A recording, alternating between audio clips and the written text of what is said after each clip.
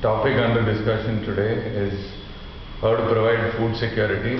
Now this is based on an article, How to Tame Hunger in the Times of India, namely the September 19th, 2011 issue by Mr. Arun Firodia, the chairman of the Kinetic Group. Now, what is food inflation today? Is at a rate of 9.78%. It is accelerated year on year, and what the RBI is doing to combat this is it's increasing the rates again and again to fight food inflation. So what happens is, in the past couple of months, it is specifically in the last 18 months, it has raised the it has raised the interest rate 12 times. But this is not the way to go about doing things.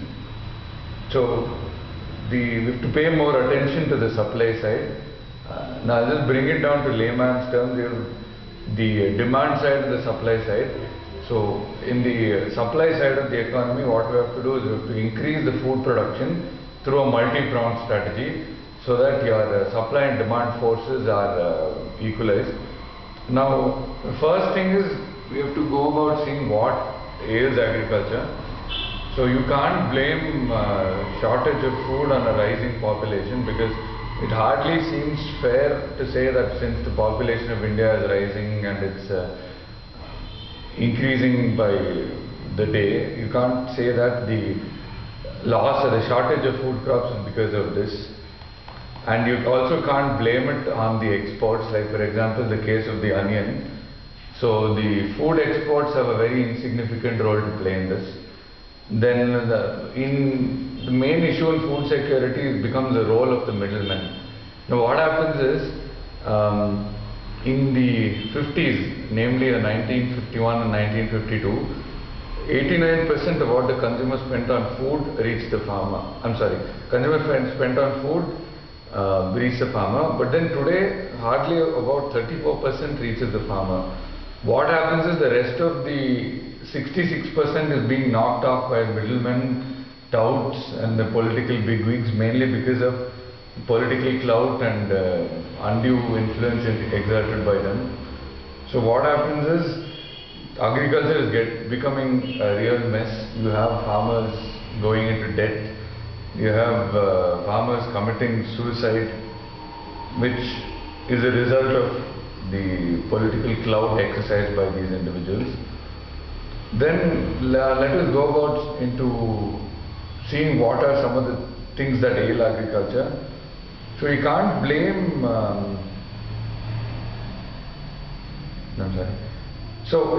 what happens is, one of the things that ails agriculture mainly is the fact that there are middlemen present.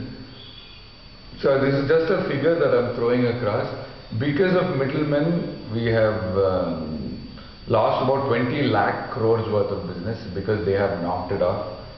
So this, fair to say, is not fair business. Then how the middlemen are able to exploit so much is because the farmers are required to sell their products at something called as the market yard. For example, in Bangalore there is a Yeshwantpur market yard. So this is mandatory under the Agricultural Produce Market Act, APMC, where there is a chain of middlemen, about 8 to 10 middlemen, each adding a profit margin of 30% to themselves. A classic example is if we take a look at the onion prices. See, the farmer gets onion at 5 rupees per kg, while in the market it is sold for 30 rupees per kg. So what happens is, since onions are perishable, they have to be sold as soon as possible. And the farmer can sell his onions only through a particular middleman, because if he chooses another middleman, he may not be able to get the exact line of credit that his middleman extends him, and the other middleman may not be able to do so. So what is the way out of this is scrapping the APMC Act altogether. See, in the APMC Act was passed in the 50s, 1954. Parliament passed a model APMC Act in 2003, but since agriculture is a state subject, states have not bothered to implement it. Then there is something called as a Model Act, which empowers the farmers to sell directly to the consumers at stipulated market prices. This would eliminate all the middlemen, and the state is not agreeable to this matter. So as I mentioned before, the Model Act of 2003 empowers contract farming. Now contract farming is where entrepreneurs deal directly with the farmers and provide them technological inputs. An example of this is the Andhra Pradesh government has established something called as a Raitu Bazaar, where there are specific places where the farmer can sell directly to the customers. And then we must remove interstate barriers for the movement of agricultural produce. Then a few corporate examples of companies that have made inroads into the rural market and that are helping farmers is the ITC's E-Chowpal and HUL Project Shakti.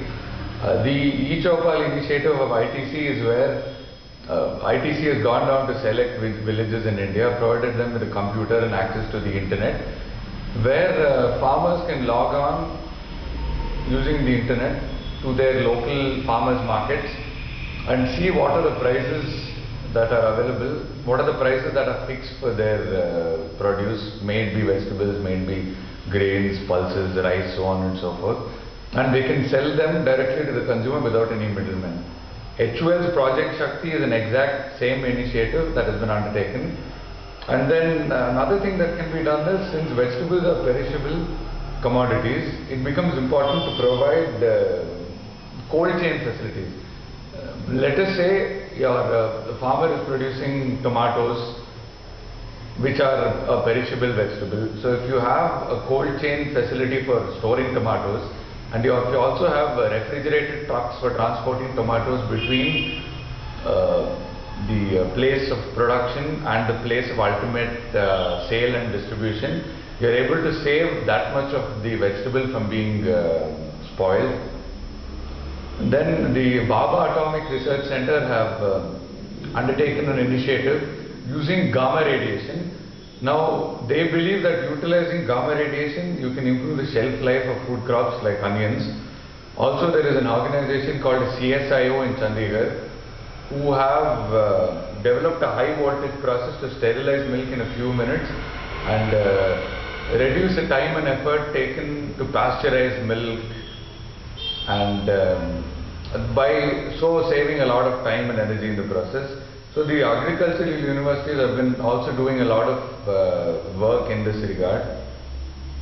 But then how can our farmers implement these programs by themselves? It becomes very important, because being a small-time farmer, it may not be feasible or it may not be possible for you to go out and reach out to these organizations and ask them for help in cold chain facilities or storing food crops. I mean, reducing the perishability through gamma radiation, or eliminating pasteurization of milk through the high voltage process in CSIO, for example. So then the government and the banks can make a lot of they can implement certain initiatives wherein the farmer is able to actually employ all these techniques, and then this will ultimately benefit the farmer. So what happens is, the government can start a chain of cold chain storage facilities wherein the farmers can store their perishable produce and then sell them, and the prices are remunerative, is very important. Then you can establish food processing units which save vegetables like tomatoes when they are present in large volumes from spoilage, and then also for seasonal fruits like mangoes, where there's a lot of fluctuation in prices, where price of mangoes when they're brought into the market falls steeply, farmers become extremely helpless. So if you store these mangoes in a cold storage unit and then sell them when the prices are remunerative, it makes more sense for a farmer, and then he can eke a living more easily. So banks can also take several steps in this regard. They can advance loans based on the strength of stored crops. Now the farmers who are producing, let us say for example pulses or rice, for example, store them in grain silos. So banks can forward loan to these people based on the volume of produce and the strength of their produce present in these silos so that the farmers can meet their expenses in the meanwhile. And then abolition of duties and taxes, which are very irksome to the farmer, becomes very important. Then unseasonal crops and pests damage the produce of farmers. Now, as we have seen in the recently documented case in the US, there was a particular breed of pest that had crawled into the Indian rice exports to the US and was damaging the indigenous rice made by the United States. So farmers encounter a lot of these pests, even could be rodents, could be bugs, which affect their seasonal produce, which affect their normal produce, and then cause them a large amount of losses. So providing grain insurance, crop insurance becomes very important. And although insurance companies, the insurance bigwigs in India have not undertaken many steps to do this, they could start providing insurance for the crops, that is crop insurance, and this would contribute not to a very large volume, but then nonetheless would contribute to their insurance premium. Then contract farming must be encouraged. Now what is contract farming? The entrepreneurs are persuaded to enter into agreements to buy back and sell the crops under their name in supermarkets. Now this is a novel initiative, but then if undertaken would be extremely good. And then interstate barriers should be removed, because once you remove interstate barriers, the interstate movement of food crops become better, food prices would stabilize, and the most important thing is that China has less than half the irrigatable land that India has, but then produces nearly about double the amount of agricultural produce that India produces. So by wrapping up this lecture, what happens is we need a second green revolution of sorts, where there is improved pulse production, improved production of coarse grains like ragi, kambu, etc., better rain water harvesting methods. So all these things would help us attain better food security.